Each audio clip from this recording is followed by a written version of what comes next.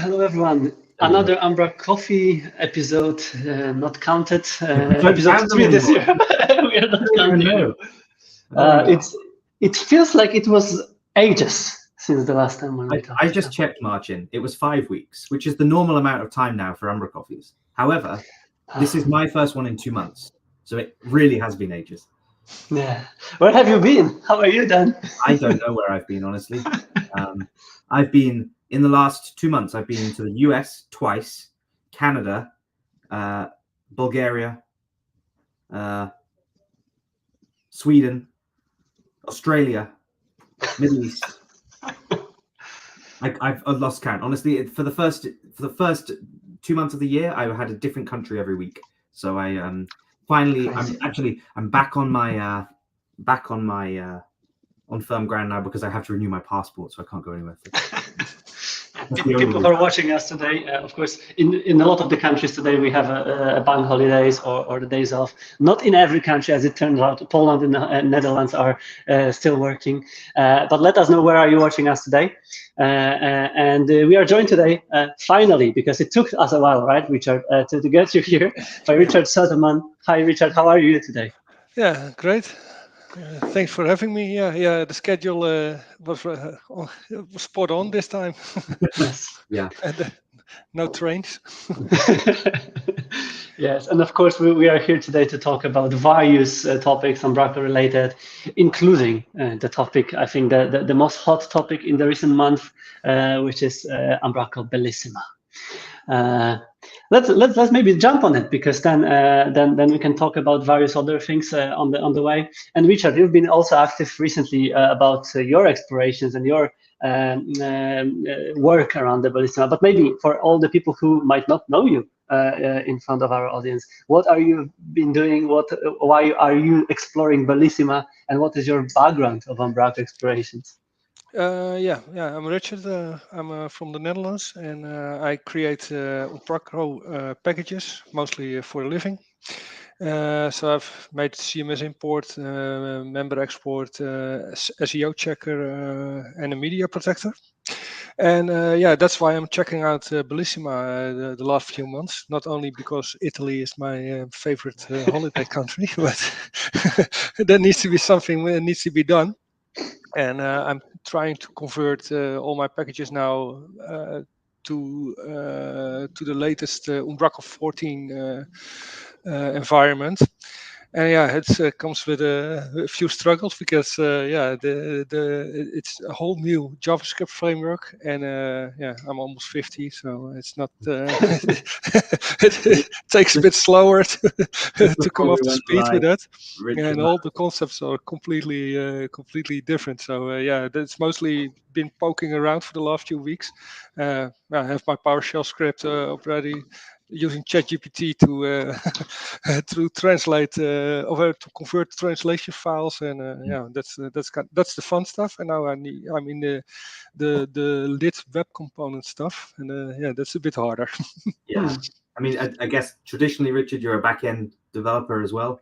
Yeah. So for me, I'm one of these people who I understand JavaScript. I've got my head around it, and I know quite a bit about modern JavaScript too, and of course object-oriented programming principles and the things that are now being exposed to the Umbraco world. But even for me, I'm completely lost with a lot of this stuff. So you're not the only one. But then it looks like, imagine this, last time when we talked about upgrading Umbraco, in the major understanding of it was between version 8 and 9, when the framework has changed, when there was a lot of kind of refactorings needed. And now I feel similar. I wanted to say finally similar, but previously we've got used to quick updates, easy updates, fast updates, non-breaking updates in most of the cases. And now it seems like it's going to be different. Right? It's going to hurt a little. Right? Depends on what you're upgrading, but if you're a package developer, it's going to hurt hard. In my opinion, this is the 6 to 7 migration for Umbraco, because 7 to 8, of course, did bring a whole new back office, a whole new UI with new things you could use, but it was mainly refactoring and improving, refining on concepts that already existed. They weren't trying to break too many things as far as the back office was concerned. Yeah, there was a few things that needed rewriting, but you could largely take your same simple like Hello World property editor, and it would just work. Whereas now it's a completely new paradigm, and that's what happened when 7 introduced AngularJS as well. So yeah, it's an interesting one. I certainly remember we were as a team building a package on Umbraco 7.1 or something. We want to get our hands on this thing and play around with it, and very little documentation, a lot of examples from people like Tim Geissens, who were writing excellent blog posts at the time showing how they were making certain things, copying from Kevin Jump, copying from Lee Keller, etc. All the greats that had worked stuff out, and even just copying swathes of code directly out of the Umbraco source. And it was not a fun time. But I feel like, well, maybe things are slightly more mature now, but it still feels like that kind of same sort of thing. You're following a leader somewhere, or exploring a bit on your own and trying to work stuff out. Yeah, that's I should give Kevin a few beers the next time I see him, because I'm leeching his blog post and the time the GitHub time repo. It's really awesome. So that's open in one place, and then in the Umbraco source code on the other tab, and I'm switching between the two all the time. But you kind of mentioned being a little bit mature, and I think this is where we can all start digging into what this Umbraco 14 is, because I was trying to get my heads on, because I haven't run Umbraco 14 yet myself. But of course, we've been teased by first beta, then the second beta and preview of this version. There was Kevin's post. There was a lot of people talking about explorations. There was also hackathons where people started running it. But documentation right now is the central place where a lot of information is landing, and it's really good. And to be fair, I must admit that for older versions of Umbraco, which is Umbraco 13, 12, and etc., I find a lot of information in the documentation recently. So it seems like it's going to be the place where we will look for the information. And it looks already prepared to the release, right? Because the release is, I wanted to check the timeline, and it was said earlier. 2 months. Changed since you load that page, Marcin. It was here. It was here. Yeah, it was there. Yeah. No, I mean it's set for May 31st, so I think we're literally 2 months away. Someone removed it. Someone removed it. It was there yesterday. I checked. It was here an hour ago when I was opening the site. It's not any day today. So I think it might be broken on our. It was May 30, end of May. May 30, yeah. So, yes, it was. It's 2 months and 1 day. Yeah. So, but Richard, you said that you've been exploring for a little while. So when was the first time when you started thinking about version 14? Yeah, that was probably last year at the DUG meetup, where we had a hackathon in the Netherlands, and we did a check and I started blogging again. So it must be end of last year. But then it wasn't even you could start it, but there was nothing. So then okay, I left it, and then the first preview, it was also not feature complete, and now we see starting features. So now I started exploring for a few weeks, and and now I need to convert everything to the new back office. But that's it's a bit struggle, but we get there. But I think the interesting result and some action from Umbraco was the recent workflow client preview.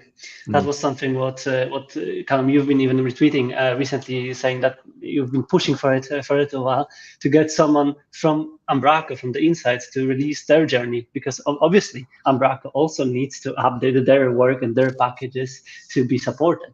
And Nathan did this, and the repository is publicly available, and this is the client preview for Umbraco workflow. And I think this will be also one of the source materials for a lot of the package creators on how the things maybe not should be done, but can be done. Example of building a large package, and that's so. As much as Marcin, you are praising the documentation, it's great that there's documentation, but all of the samples in the docs are still creating those simple hello world scenarios that nobody is actually building in reality. And so when I joined the packages team in April last year, the one thing I said I was going to do is I'm going to push super hard to get a sample project from Umbraco out that isn't just a hello world application. And the big thing really was about like even right now, as much as Umbraco Forms and all of their commercial products are closed source, you can still go to the app plugins folder, you can look at the JS, and you can actually still work out what they're doing. Something that we've done extensively with a vendor now, Umbraco Commerce, to again work out what the extension points were. We were saying we do this with the Umbraco core to work it out. So it's not unhealthy, or no one's trying to steal the code. No one's able to take this and run Umbraco workflow themselves. It's just a sample. And I think it's really great to see. From some conversations, Umbraco also didn't want to be the ones necessarily leading the way and saying this is how you should do something, because there's lots of ways of doing things. But at the very least, they had to make that decision for themselves internally. So I see this as no different to, say, Kevin or yourself, Richard, putting out blogs or samples saying, here's how we approached, here's how I've chosen to approach it. So I'm really, really happy to see this happen. Finally. It would be cool if he also shares the journey instead of just putting the source code out. And then, what a struggle from Nathan. Yeah. I do remember probably it was John from US as he populated a blog post saying that, okay, this is how I approach the migration from version 7 to version 9 or something. When he said, okay, I built controllers, that was the controllers when they needed to be refactored. Then I ran views, and views needs to be changed. Then I had some issues with indexes, etc., etc. Having this kind of in the steps might also help. But that's also what Lee did in his blog post, right? When he explored some of the steps to be approached when it comes to taking Bellissima a try, right? If you're interested in that, Nathan obviously did a talk at the Umbraco Community Day in December. That's on YouTube somewhere. Again, sort of describing more of the journey and how they've done things from storybook level all the way up to actually building things from scratch. It's less of a taking my existing code and migrating it, and more of a here's what you might have done before, and here's what the new thing is, and kind of determining the components they needed, mapping those over to new concepts and building them from scratch. But it's an interesting presentation nonetheless. Cool. So Richard, what are your plans then? How far you are from accomplishing your mission? And all migrated.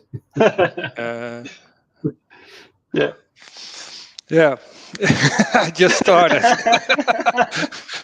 Well, you sound like my customers. Is it done already? I'm not rushing anything. That's the thing. But realistically, how hard is the process is, and you've been also. I can probably highlight it because you've been sharing some of the blog posts recently that already helped. For some people, we've been seeing Marcus, for example, being heavily inspired by your ChatGPT translator of the configuration files and language files to TypeScript. You've been also sharing a really, really nice article about refactoring large code bases that I've read personally this week too. So you are in the middle, of course. And realistically, how you're approaching that, how you're planning it? Do you have any kind of internal vision on how much time it could take for you? The time frame I'm not settled on, but what needs to be done is I always start with member export because that's the simplest one, and that gives me a few headaches. But I just started like the last 2 weeks, so I hope in a week or 2, 3. I have a plan to really to know when that project will be ready, and from that then I'll take some lessons and convert the other packages.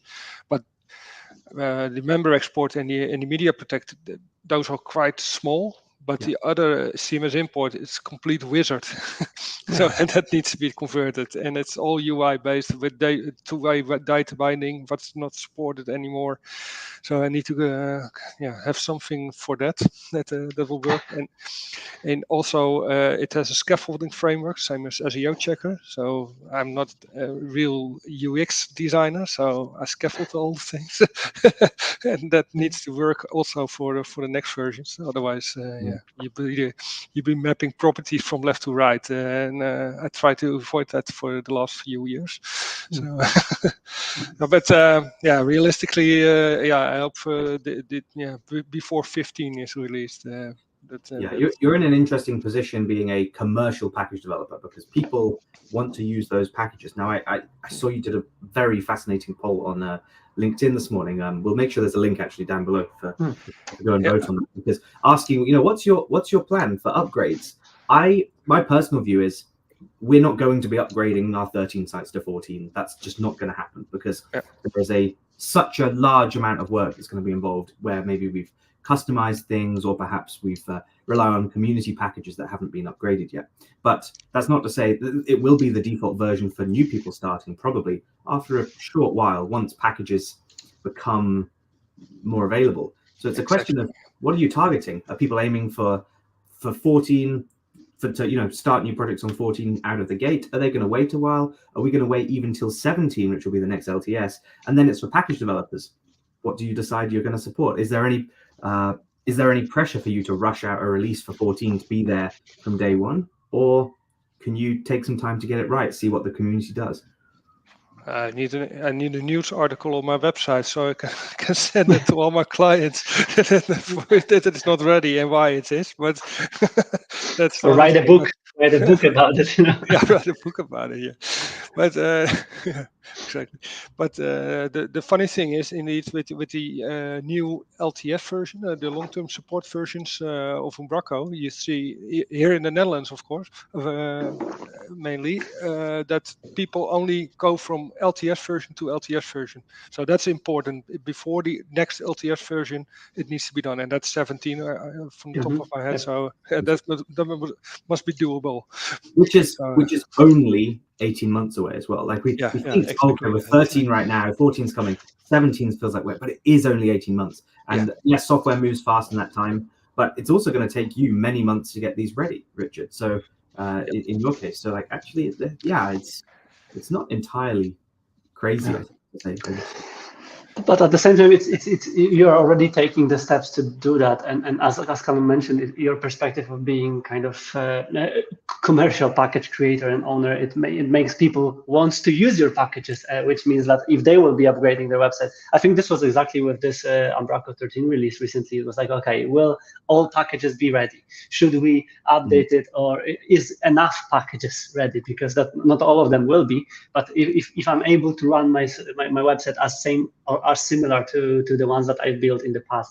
Same here. And I must say that I even replied right now to your poll, Richard, that I won't be updating these sites as well to 14 immediately.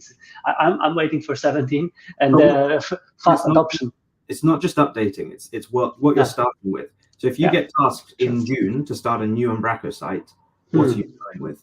And my gut reaction is 13. I'm still going to stay with 13 until, and I've said this, I think, on umbraCoffee before, definitely said it other places. There's 3 packages really that we need, make 2 that we definitely need, 3 that we'd probably need to be able to build sites on Umbraco. And they are usync, they are Skybrid redirects, and they are contentment. The contentment one's maybe an optional one, because there's ways around doing lots of the things contentment does, but it's a handy. Those are our 3 sort of core toolkit packages that we're using. Those are essential, and then we do have commercial packages we use for other things as well that we would need. A lot of the Umbraco ones, forms and stuff as well, we probably need out the gate. But if those aren't there, we wouldn't even consider, and not stable, we wouldn't consider building on 14. And even then, the comfort that that you can take that package that probably just worked on 10 and has been working for ages and install it on 13, and it will also just kind of work, is good. Where I don't want us to get into a hole where halfway through a 14 project and go, okay, we just need to install this pack. It doesn't exist yet. That's really frustrating. So I think we'll hold off on 13 for maybe for a year or so before we actually take on maybe 15. Sorry. No, I wanted to say that let's take our experience aside and let's think if it will maybe help more people to build packages now. for Umbraco, because that's, again, that might be a positive side effect of using UUI for components. We've been also talking about it, that okay, right now everything might be similar, more similar to how Umbraco built it internally. So we can reuse components, we can have all the fancy already existing components extended or reused. Do you think that it will help for some people to build more commercial, non-commercial packages for Umbraco version 13? What's your thoughts about it? I don't know. I think it's no. It doesn't make a difference, I guess. I think the whole web component thing is to become framework independent, because everyone has an opinion about Vue.js, React, Angular. It might go away, it might stay, but yeah, now we have a different framework. But I don't think it will attract more people, or maybe even if you have a .NET developer. I was talking with Lee Messenger the other day. He's strongly opinionated about about the development framework of packages these days. But we are in this business because it's a .NET CMS, and now it's of course if you just pure .NET, it doesn't work anymore. But this web component thing is a little too the distance to normal full stack development and web components. That's a whole different area, to my opinion. But I agree with you. We'll see. I think the UUI stuff and all of the extension points that are coming with the new back office, does that mean we're going to get higher quality, better packages? Yes, they're going to look more consistent. They're going to be more akin with what Umbraco wants the product to look and feel like. 100% like that. It's going to mean better quality packages. Is it easier to build a package? Absolutely not. I would say many magnitudes harder. And that's me coming as a .NET developer here, as a predominantly backend developer. Is it easier to hack something together and just get a proof of concept working? Again, I would say absolutely not. It requires a lot more existing knowledge of, say, JavaScript, TypeScript, etc. Does this make it more appealing for newer developers or for predominantly front-end developers to work with? Yes, possibly, because it is a more up-to-date technology. However, is it going to attract those new people into the community? No. It's a .NET-based CMS. I still feel like the majority of the users or the developers working with Umbraco are .NET developers. And this was a big gripe that Niels Hartvig had, actually, with the change from 7 to 8, where, and I'm not sure I agree with this necessarily, but where you went from being that sort of, I'm going to call them scripters, people that were maybe more familiar with XSLT, Razor, etc., but not writing C# and classes and concepts like dependency injection and all these things, which were enforced in 8 and even more so in modern .NET, because that's the way that .NET has gone. That's just a fact. But it meant that Umbraco was less friendly to those people, and so Umbraco has firmly been a .NET developers CMS for quite a number of years now, and now you're making .NET developers or front-end developers that work within a .NET space, you're kind of narrowing it down quite a bit. So I don't think it makes it more appealing, unfortunately. No, true. But yeah, on the other hand, how many people really extend the back office? You have to be crazy. That's another question. I was surprised because, to be fair, a couple of years ago, I thought that everyone is doing it. Yeah. And then I realized that from some versions or from the projects I was exposed to, it was like more staying close to what is out of the box and trying to not do too much to then have issues maybe in upgrading or maintaining it, because that's the balance of it. And I think that and also Umbraco has changed and evolved to the place where maybe we don't need so many customizations to deliver pretty nice editor's experience. That's the thing. I'm going to draw a distinction here between customizing and extending, though. Yes. So customizing being you can change the look and feel, perhaps. Extending being you're creating a plugin or a custom section or whatever. I'm going to say customizing includes a simple HTML dashboard or something like that appears, say, welcome to your company's CMS. Even styling up of previews for things, or changing some of the colors slightly. Before, you could import a style sheet and do stuff. Every site I've seen with old grid in it was importing a custom style sheet into the back office. Nowadays, that you can't do that. You have to do that through JavaScript. So we've killed off all of the customization bits. The extension bit's harder, but like you say, maybe people are not doing extensions to the back office. Yeah. No one's really building custom property editors all that often anymore. It's a shame, because in 7, I think that this is my perception at least. I think that it was more people were doing it a lot more. I think it became harder, or maybe a lot of those got killed off with the 7 to 8 migration. People had lots of exciting things they decided they didn't want to migrate, and that's fine. But I feel like there was I'm going to say a hacker culture around the back office in 7, where you could just get something working and look at this cool thing I did, and wouldn't this have been a much nicer experience for my user? And I just went ahead and did that. I'm not saying this is 100% of Umbraco developers, but maybe it's 5% of people doing that. And I think now we're in the 1 or less percent, and with the new back office, probably even less. Why, I don't know. But I think customizing and extending, 2 different things.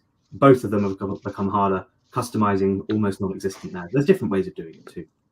Almost non-existent. Indeed, the maintenance costs for your clients, you can't explain it anymore, and they don't buy it anymore. I think we've also hit an issue where Umbraco's been, rightfully, because we've needed to do it to get to this point, but it's been a painful 5 years with Umbraco. Building 7 sites, 7 was fine at the end. I mean, you look back at it now and you're like, oh my goodness, I can't believe this even ever, we even built sites for this. But it was good for its time. And then all those customers had to do a rebuild to 8, or a lot of them did, especially with the LTS, LTS ending for 7. They've had that pain. They've gone to 8, and then they've also had the net core migration, and now they've got another back office migration. I think customers are less willing to invest in those things now, and there's probably therefore less budget and less freedom to say, we've got a bit of spare, flex in our project and in our budgets. We'll make you a nicer experience. I don't think that happens so much. Just from the customers that we're talking to, I can see that pain. Yeah, I've seen it as well, and I heard it as well. I'm in a web architecture group these days, and that's just a meetup group. But what their thing is that all the CMSs they're using, it's on subscription based, and then they buy the subscription, but it includes updates, so you never have to upgrade, and you get to upgrade for free, and that's where we're competing against these days. And that's the hardcore offering, isn't it? Really, effectively, but. At the same time, that lags behind the CMS quite considerably. Like, they've only just got block lists, or maybe block grids. I mean, it lags behind quite significantly. It's fairly limited in what you can do. Things like membership are not really a thing, I believe. Please correct me if I'm wrong here, but I don't believe it. But also it's Umbraco Cloud offering, right? It's more about really something what is SaaS offering. But yeah, I do agree. I see the same movement, but CMS became less relevant in these days in the whole ecosystem of building things, which is both good and bad, because maybe we can do more on top of that, maybe we can do more next to that, and as Callum said, hackers will probably still hack, and they will still build things, and there will be still needs where I still fall back to Umbraco all the time when we need to build something custom or something fast or something really with a really nice editor's experience. So if it won't change, people will still use it. And again, maybe all of the awards that recently were given and awarded, there's a lot of awareness and a lot of the people who are still using Umbraco. And I must say that recently, all of the people who came to me with Umbraco projects, they were relatively happy with Umbraco builds that they have, which is again something what was a little bit mixed in the past, and now it's like they are more happy and they are more trustworthy to Umbraco in general. Saying about these frameworks bring higher quality, so we will be able to build with more consistent, more intuitive looking experiences that before you just had to know or go and find what the CSS classes Umbraco was using to make it work. Copy all this. It wasn't nice. But yeah, more polish means better, happier end customers. Absolutely. It's just, and It's not to say that people won't do those extensions. I think it's just harder now. Yeah. On the other hand, on a positive note, it's using TypeScript. You can use TypeScript now, and I'm convinced in seconds. I was convinced, and I got compiler errors now. Yeah. Strongly typed things in JavaScript. So the other day, someone said, "Oh, I'm going to open this in VS Code actually, because VS Code has better autocompletion with TypeScript and stuff." And so, yeah, like it does feel like, at least I work on a Mac, and I like to be able to use VS Code when possible. So it's great to bring that across, and it definitely gives you some more confidence in what you're doing. Indeed. But then let's keep fingers crossed for all the people who are struggling, and we will send a virtual hugs to everyone who will share their story with us. And as I mentioned, hackers are hacking. And we've seen this already in the recent weeks. Warren, for example, right? He did release the first Bellissima package as well with Steve, and they were also releasing a lot of other packages in the meantime. But Examine Peak was born as Umbraco version 13 as an exploration as well. And Marcus, who already was mentioned earlier, took lessons from your explorations, Richard, and I believe that he is constantly working on his newsletter studio being ready when Umbraco 14 will be ready. So please do share more of these stories, and we'll all, as Callum, as you said, probably will still go to the sources, copy and paste the views that someone else did. Yeah, that's the easiest thing to do. Copy paste developer. Yeah. Or we'll create a ChatGPT version of Umbraco package creator context with all the information stored there from the documentation. ChatGPT is not very good at lit. It knows TypeScript incredibly well. Well, it's all about how you frame your question. So, and again, maybe this comes down to people's understanding of what actually Umbraco is doing here, which is that it's a really light wrapper around this this framework. It's not heavily dependent on it. You don't even have to use it.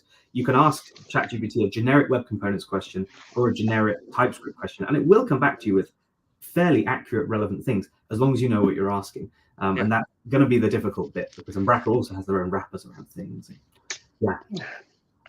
There are better models than ChatGPT. I heard about it recently, and I'm still exploring. But yeah, it's more about really having some good examples being born. And I think that, first of all, what Nathan and Umbraco is doing by sharing their work and their struggles as well. Maybe more stories. I agree with you, Richard, that maybe more on the approach rather than the results would be helpful. But again, it's early beginning, so maybe Nathan will share more and the team there.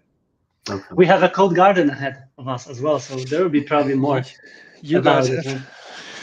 I can't make it this year. Yeah, it's too bad. We will make sure to share everything what we'll learn there. But that's cool. Yeah, I call in every morning. But that's good. Let's see. Then fingers crossed for that, and let's maybe see some other releases from the more current times this time.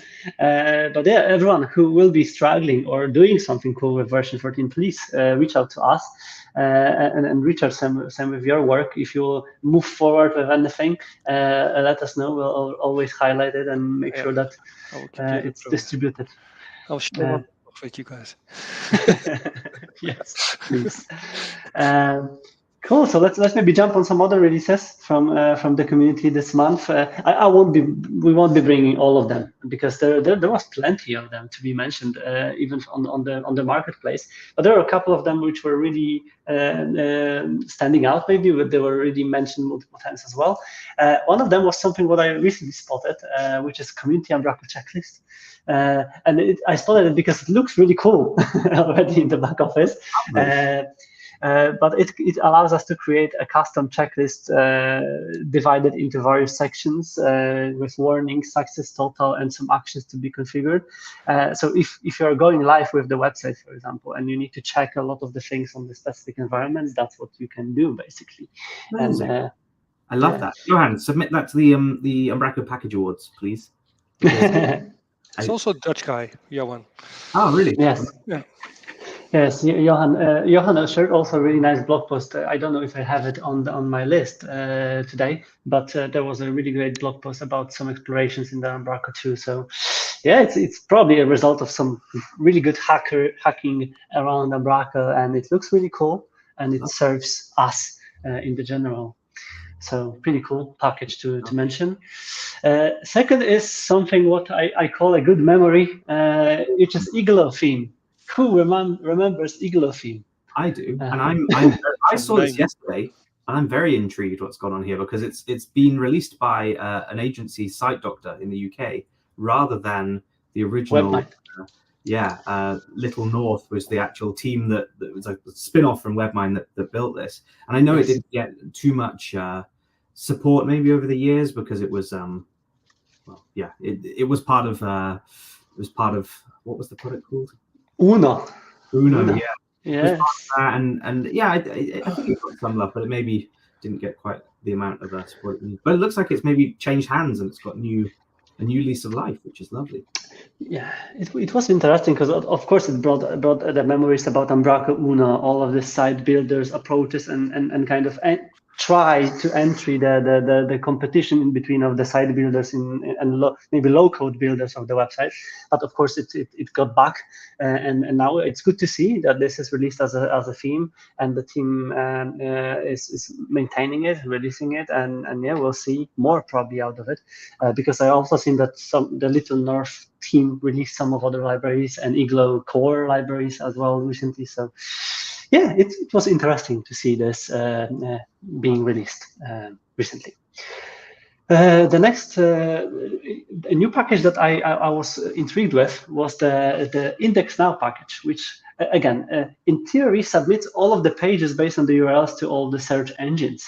So something like it keeps our site up to date in the SEO engine. So it's interesting. I haven't seen something similar, and we know that sometimes robots are not that active in terms of indexing sites. So it seems like this one is using the service to push it there and index it immediately. So that's really good.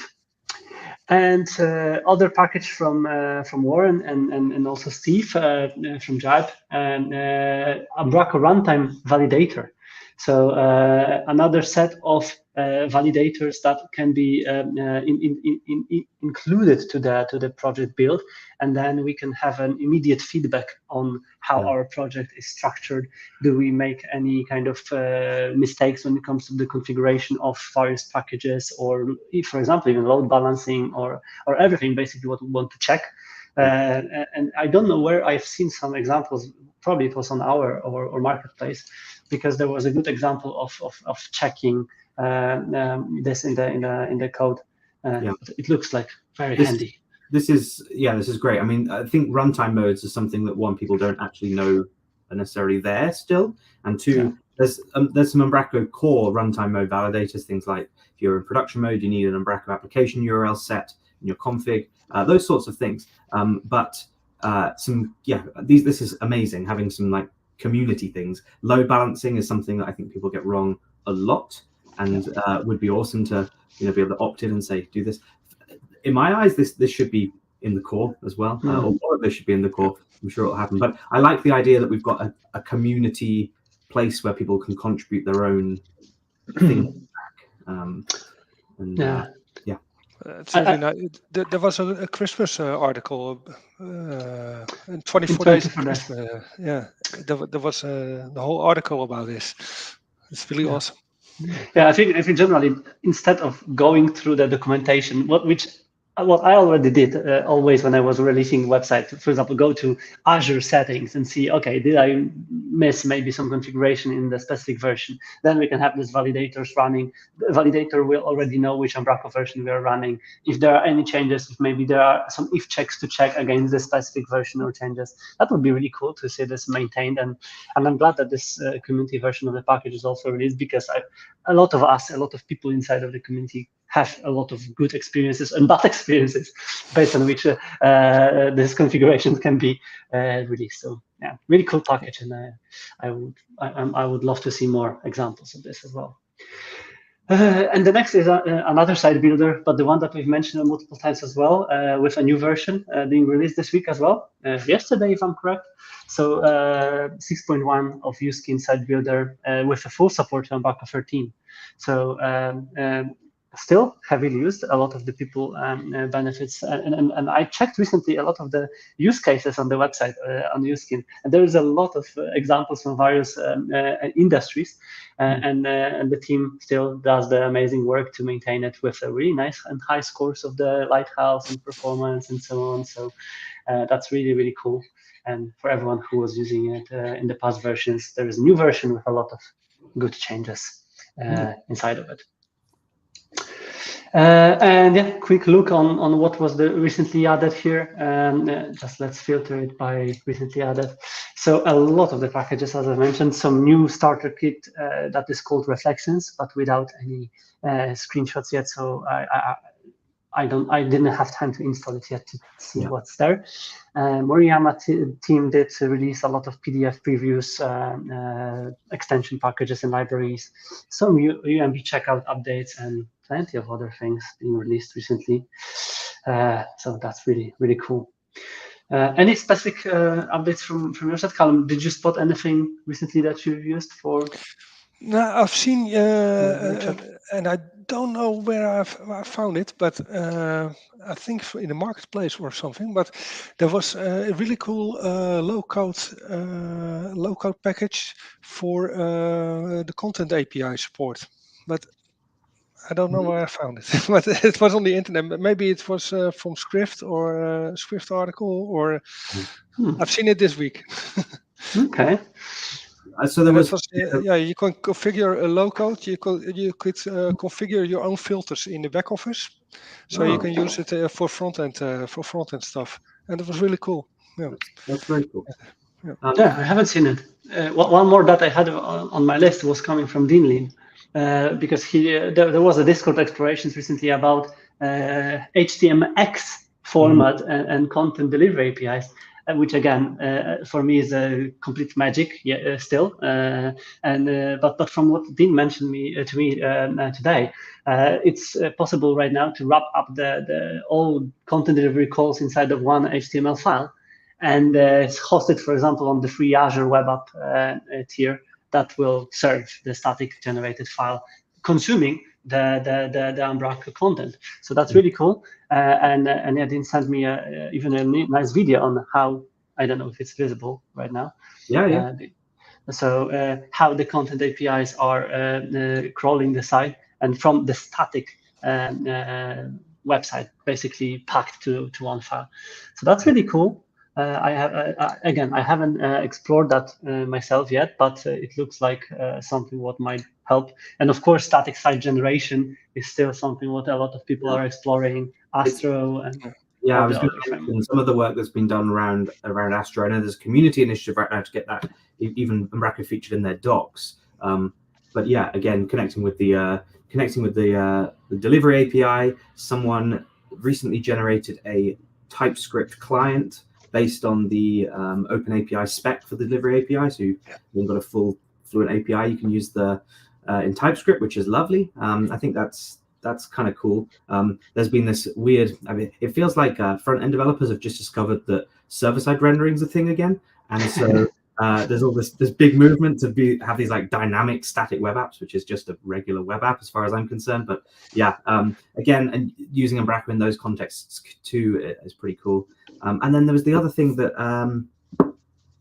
that Rick Butterfield made, which was around like a CLI for bootstrapping packages. That was a cool thing as well. Yeah. So that looks really cool. And again, we all go in circles, from static HTML files through micro frontends and microservices to static websites again. So who knows what will be the next? Maybe some web forms, Blazor, Razor stuff. No one knows. 5 years we have a monolith. That's my prediction. We do monoliths in 5 years. But as soon as they are modular, they are fine. Modular monoliths. Yeah. Jimmy Bogard, who is obviously a very well-known person in the .NET space, posted a tweet the other day that I think is very good, and it was saying monolith microservice doesn't matter at all. What you choose architecturally does not matter. It's about the challenge is actually in defining your boundaries of your application. So if you're going for a modular monolith and having lots of stuff split up across folders or other projects in that solution versus having everything distributed, your same challenge still remains, that you need clearly distinct boundaries. And if you can't do that, you're better off just making one big ball of mud and having that, and that's also okay. But yeah, there's not one better than the other. It's the same problem space really that you're trying to solve. So I quite like that. Yeah, true. And yeah, microservices also come with a challenge about versioning and et cetera, et cetera. So yeah, people are coming back from that. So we now have the modular monolith approach, and we'll see. I must say that I do agree with all of the people I work with that simple is perfect. And if we can keep things simple and we are not even thinking that something is overcomplicated or over-engineered, then it's fine. But when it needs to be complex, it needs to be complex. And there are some cases where things needs to be complex. But unfortunately, we all make the same mistakes all over again, that we try to overcomplicate things up front because we think that we need to use microservices, micro front ends, and some stuff like that. Right? We've done some projects recently. There's been two cases where we've needed, where maybe someone has looked at the solution and said, oh, this is overly abstracted, like we're never going to need to replace X or Y. And then when we have needed to, it becomes a super isolated change. And actually, the investment that we put in up front did pay off and made a lot of sense. Equally, we did a project recently where we kind of CSS variabled everything, and it made at first it was like, why are we doing this? This doesn't make sense. And then we had to do a theme of that site, and it took about an hour to make a full site that looked completely different, which again shows the value. So sometimes it feels like you're doing a load of unnecessary work up front. If you've thought it through and planned it out and actually have a little bit of foresight, it's not completely overkill to go down these routes. If you just do it for the sake of doing it, because maybe one day we might need it, that's a totally different game. Yeah, but you had a case, you had a business case about it, and that's also the boundary you defined, and we need to stick within these boundaries. I completely agree with that.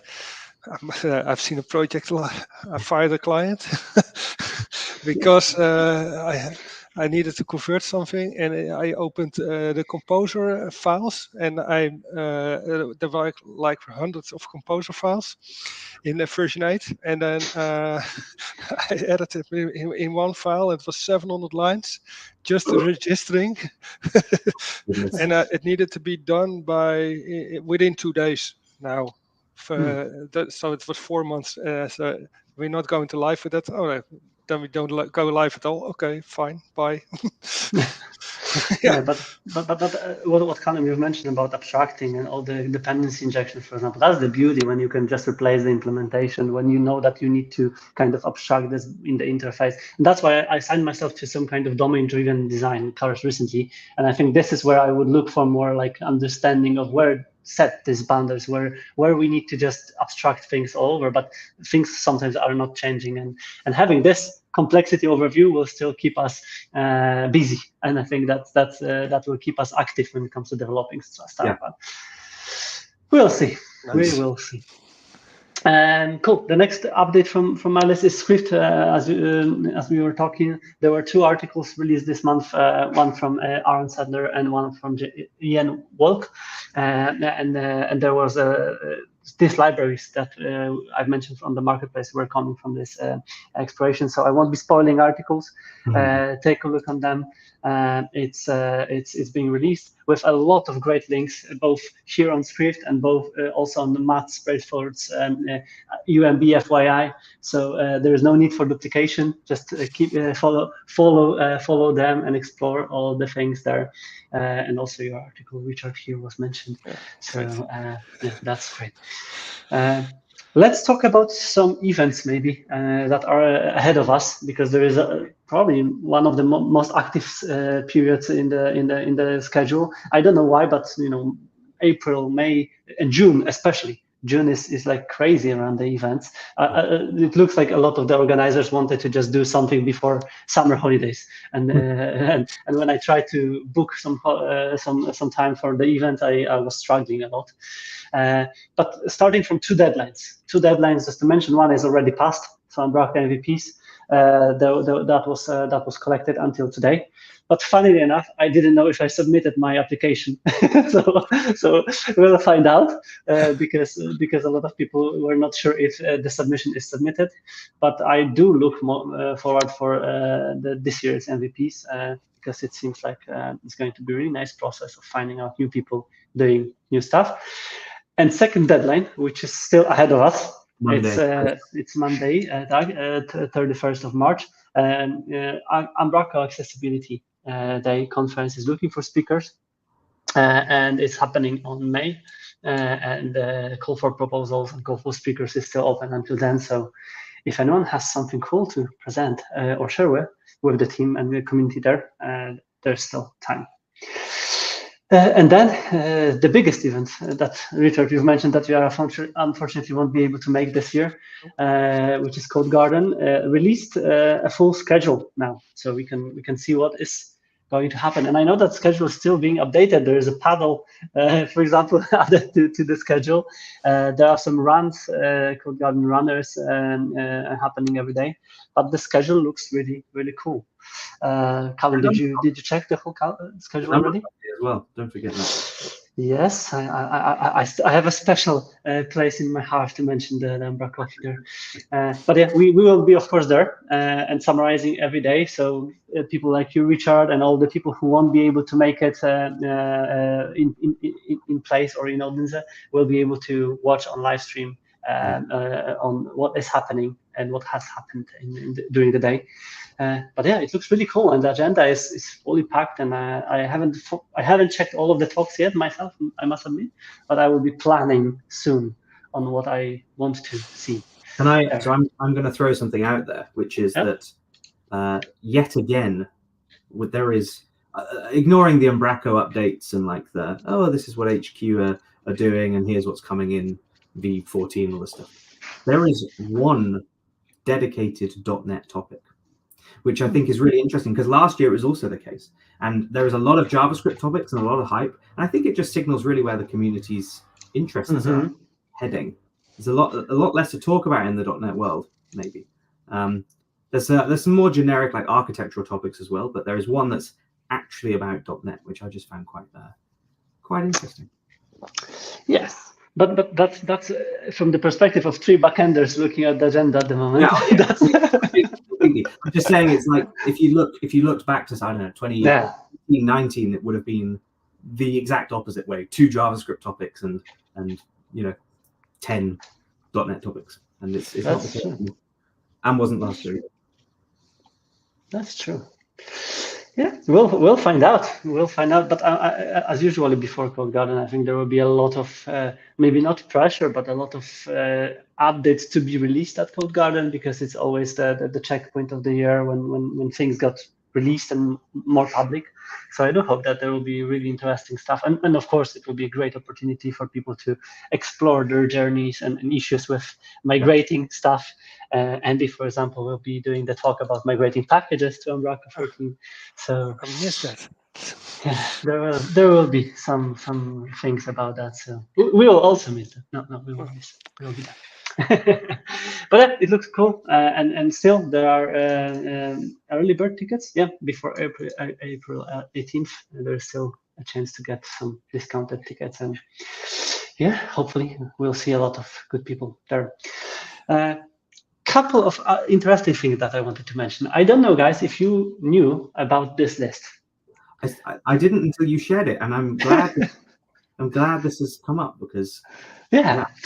I was not aware that this list exists. Maybe it's something new, but I was exposed to that because of the LinkedIn post being shared by Hesham Mahmoud, who shared that he is thrilled because he discovered 2 new issues with Umbraco, and then he was awarded on being placed on this list. I was a bit scared when I saw his post, thinking there were 2 new ones like right now, and that we had to go patch again. I think they were from a little while ago, thankfully. I think no. I think they're fresh. It's from 5 days ago. So and it's still not possible to be released because, of course, it needs to be fixed and released. They are new ones. So yeah, we'll have some patch releases probably soon. But I was really interested about this list because obviously there is a lot of people who are doing an amazing job behind the scenes on making our CMS secure and tested and explored to issues. And I do remember some of those names because Frederick, for example, a huge security expert who was exposing a lot of the issues previously and trying to break Umbraco things. People who reported a lot of the critical issues in the past, and a lot of the other people who helped in general on securing Umbraco. So I think this is really nice place to give them credits publicly here. And we'll keep an eye on this list, and of course we'll keep an eye on the patch releases too, because basing it on this activity, we probably can see something being released soon. Joy. Joy. Well, I didn't know this list was there. It's nice to celebrate these people. I think maybe the list is fairly old as well, because there's some old employer names to people, unless that's just where they worked when they reported it, and they probably got time, work time. I don't know. It's still good. Still good to see. So yeah, that was interesting thing. And then a couple of other things. I didn't know that community blog was a thing, because I was looking for a normal news on the blog, and I said, okay, the Umbraco Cloud community team was announced recently. Where was the blog post about it? And it turns out that this is on the Umbraco community blog here, but it's still open. And I saw Nurhak, for example, applying for being a cloud team member, and the deadline is until April 17th. But seems like there will be another community team around another product, in this case, Umbraco Cloud in general. So more teams. Each product will have their own team now, which is interesting. Yeah, you've got commerce, haven't you, as well? So yeah, you're right. No. So yeah, apply if you feel like it's something for you. And the blog section here. I don't think if you go to the listing page, it doesn't list the blog posts. Yes, but if you hover over, then you have all of the blog posts here. So that I struggled to find some of the information today, but I finally found it. And a couple quick shots before we'll wrap up. Code Cabin still collecting submissions and registrations for 2024.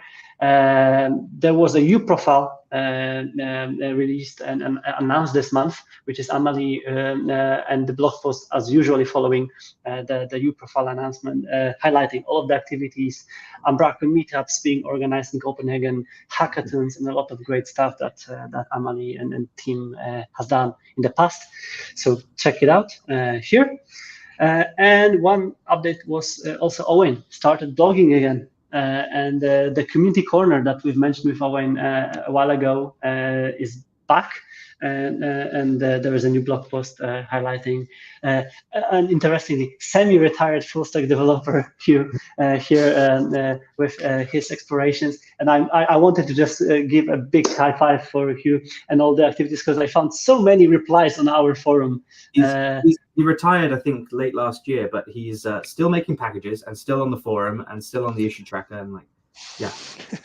It's impressive. It's just impressive. I struggle because I got back to a little bit of development recently, and I of course I had some issues with my struggles, and I found some of the answers being made by you, and that was amazing. So that's great.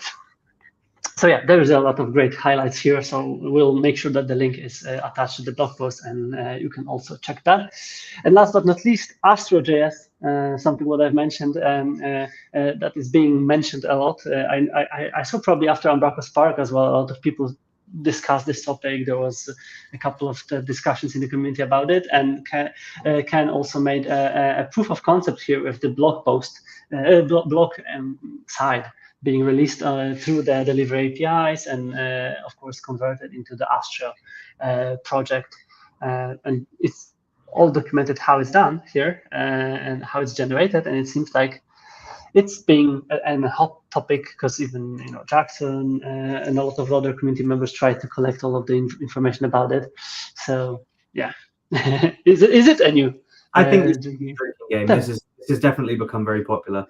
There was talks about it last year from Soren Kossel, from Louis on my team. He did a talk in UK Fest, he did a blog post in 24 days, and then there's been Rick Butterfield and Richard Jackson and well now Hey Jack and loads of people all over this. So yeah, I think it's and Gareth is even loving Astro too. So yeah, it's we're working on our new site currently, and we've also been using it for that. So yeah. But as we are three backenders here, we won't talk about Astra. We don't have Astra. I'm on web control, web user controls, and HTMX files.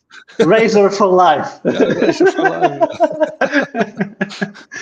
Oh, that was all what at least we collected for today. And I think again it's exciting time of the year because we all count down to June. There is a lot of work around making version 14 ready, and I think again there is a lot of updates, and right now at least I am involved in a lot of discussions on what to do with Umbraco 8 websites. So it's like, okay, it's same topic at the same time of the year. Umbraco 7 is behind the scenes, so now Umbraco 8. And that's how it goes. So we'll find out what to do next, what to do with Umbraco version 14. And yeah, please do share your journeys with us, because then we'll know more, and hopefully we'll be able to learn on someone else's mistakes, not only on ours. It would be really fun. Yeah. Anything to add, guys, from your side? No, I don't think so. No. Got a busy month ahead as well. So yeah, exactly. Yeah. When is the next UmbraCoffee, Marcin? Let's work that out. It's on April the 26th. So we'll speak to people then. Time flies extremely fast, and every month I'm surprised that we are already a month. How we were doing it every week, Callum? How it was possible? I don't even know. It's actually crazy. Back then, it felt like, it's quite a lot of work each week, but it just happened every week. And now, it's the same amount of work. It's just not every week. Yes, we grow up, but that's fine. But yeah, Richard, thank you very much for joining us today, and we are so glad that we finally make it happen. We do hope to see your packages and your work being done as soon as it is possible, and as it's ready. And yeah, we do hope to see each other on some events, if not the Code Garden ahead of us, some maybe other events soon. Maybe Duke Fest later maybe this Duke year. Fest this year. Yeah. We'll find out. Nice, Utrecht. Thanks for having me. Yeah, have a really nice longer weekend, guys, for all of you, for all of us, for all of the people watching us. Don't forget to hit like, subscribe, share it with your friends, colleagues, family, and everyone who might benefit from watching this on YouTube. We are going close to 1,000 subscribers, as same as it was a year ago. Still close. Yeah, we are very close. So please do help us reaching out this goal, and yeah, make sure to join us on the next UmbraCoffee next month. And yeah, have a lovely break ahead of you. Enjoy the rest of the day, everyone. Bye, Thank you. Bye bye.